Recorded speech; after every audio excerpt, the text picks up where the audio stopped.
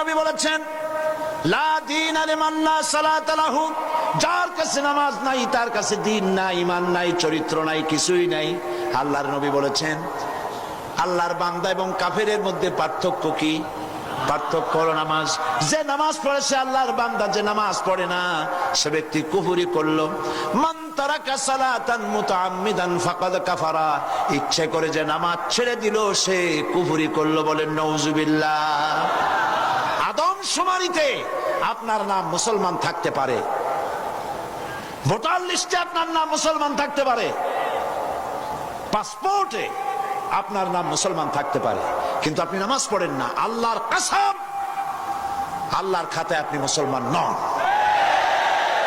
আপনি দেশের প্রেসিডেন্ট, প্রধানমন্ত্রী হতে পারেন, পররাষ্ট্র স্বরাষ্ট্রমন্ত্রী হতে পারেন, পুলিশ আপনাকে স্যালুট দেয়, বিডিআর স্যালুট মারে, সবই ঠিক আছে, কিন্তু আপনি যদি নামাজ না পড়েন, আমার দেশের সদর ঘাটে কুলি বোঝাটা নিয়ে পেট চালায়, যে সেই কুলিটা যদি নামাজি হয়, দিনদার হয়, পরহেজগার হয়, আল্লাহরে ভয় করে, তাহলে বেনামাজি প্রেসিডেন্ট, বেনামাজি প্রধানমন্ত্রী, বেনামাজি মন্ত্রীর চাইতে আল্লাহর কাছে কুলি, মাঝি, রিকশাওয়ালার মর্যাদা হাজার হাজার গুণ বেশি।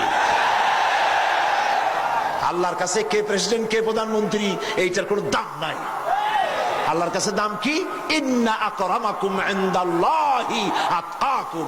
আল্লাহর কাছে মূল্য হচ্ছে তার যে ব্যক্তি আল্লাহকে তোমাদের মধ্যে বেশি ভয় করে।